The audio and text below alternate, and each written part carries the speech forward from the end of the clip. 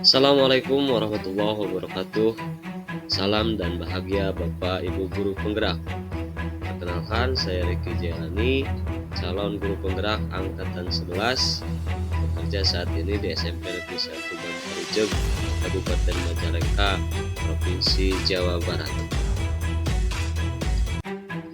Dalam kesempatan kali ini, saya akan coba paparkan pengalaman saya terkait kesimpulan dan refleksi pemikiran Ki Hajar Dewantara, yaitu terkait modul 1.1 koneksi antar materi.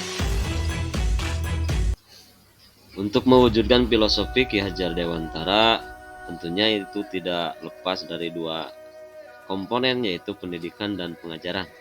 Namun, pendidikan dan pengajaran tidaklah sama, terdapat perbedaan, yaitu diantaranya pendidikan pada hakikatnya adalah menuntun atau memberi bimbingan dan arahan terhadap segala kekuatan kodrat yang dimiliki anak agar dapat mencapai kebahagiaan dan keselamatan setinggi-tingginya, baik sebagai manusia maupun sebagai anggota masyarakat.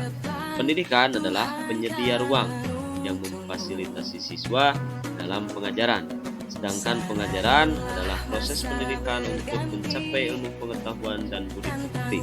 Pengajaran adalah adaptasi pendidik dan peserta didik yang mengadopsi perubahan. Pengajaran adalah gerakan inovasi.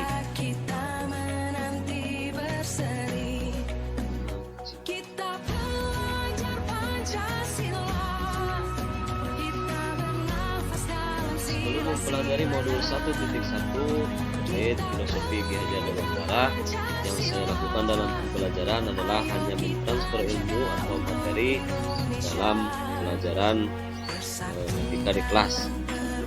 Kemudian saya hanya mengutamakan materi karena banyaknya materi tiap semesternya, jadi hanya mengutamakan penjelasan materi, tidak memahami karakter siswa. Kemudian yang menjadi acuan saya hanyalah nilai kognitif ketika ulangan dilaksanakan. Kemudian KM menjadi acuan keberhasilan belajar siswa, sehingga ketika ulangan, kalau siswa di bawah KKM artinya tidak berhasil dalam belajar, dan ketika di atas KKM maka siswa itu dianggap berhasil dalam belajar. Kemudian murid juga dijadikan objek pengajaran, sehingga pembelajaran cenderung berpusat pada guru atau teacher center. Kemudian saat pembelajaran di kelas, intinya saya yang menjadi pusat pembelajaran, siswa yang pasif. Saya tidak pernah mengevaluasi pemahaman siswa terkait materi yang disampaikan, berhubung materi yang menumpuk di setiap semesternya, sehingga masih jauh dari aplikasi atau penerapan filosofi Ki Hajar Dewantara. Hasil akhirnya saya sering merasa gagal ketika melaksanakan ulangan karena masih banyak siswa atau peserta didik saya yang masih belum mencapai KKM ataupun tujuan pembelajaran. Merasa kecewa dengan diri sendiri dan juga kecewa dengan siswa-siswi kita. Nah, setelah mempelajari modul 1.1 tentang filosofi Ki Hajar Dewantara, saya menyadari betul bahwa pengajaran yang saya lakukan masih jauh dari filosofi Ki Hajar Dewantara. Kemudian saya mencoba berdiskusi dan belajar untuk memahami pemikiran Ki Hajar Dewantara dan mengerjakan modul-modul yang ada di PMM dan juga mengikuti salah satunya PGP yang alhamdulillah saya dapatkan ilmu dan pengalaman yang banyak terkait mempelajari modul tentang filosofi Ki Hajar Dewantara, dan semoga saya bisa menerapkannya dalam pembelajaran di kelas. Dan setelah saya mempelajari modul 1.1 terkait filosofi Ki Hajar Dewantara, saya termotivasi untuk mengubah metode belajar dengan menerapkan filosofi dari Ki Hajar Dewantara agar siswa tidak lagi menjadi objek melainkan menjadi subjek dalam pembelajaran.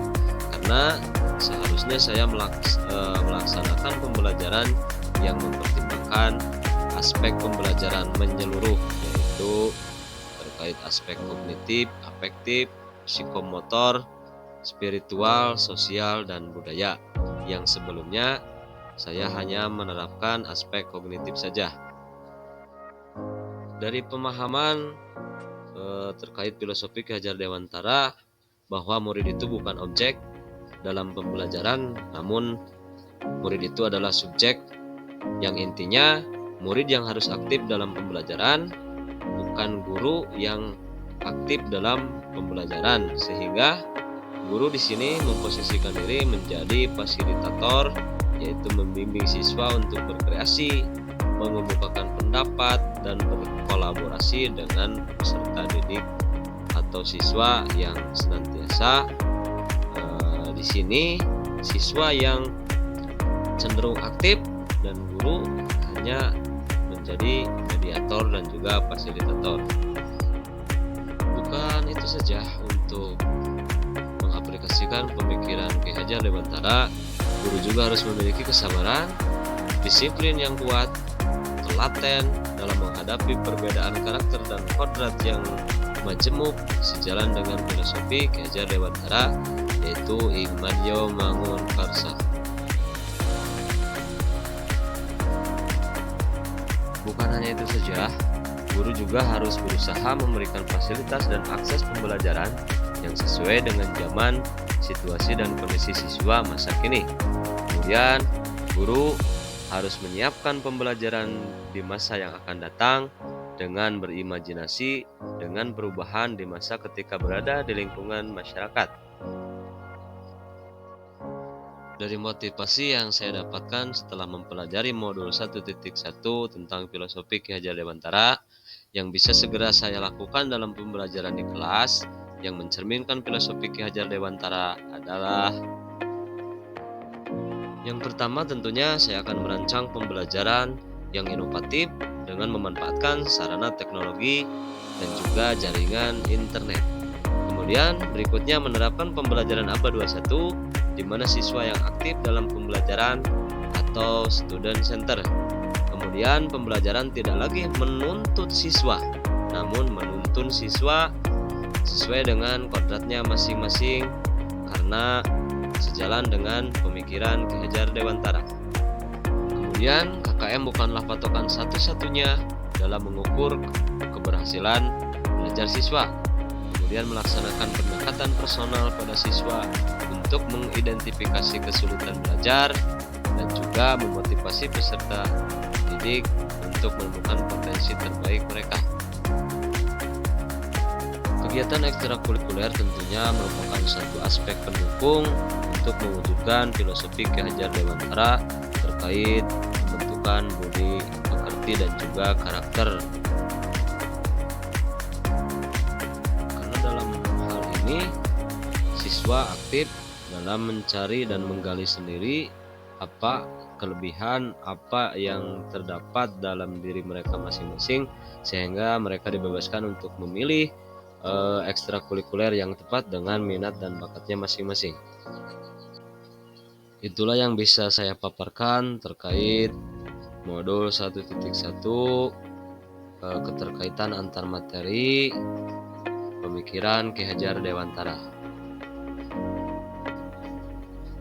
Jadilah guru yang berhamba pada murid, memiliki disiplin yang tinggi, serta mencerminkan budi pekerti yang bisa diteladani oleh murid. Terima kasih, semoga bermanfaat.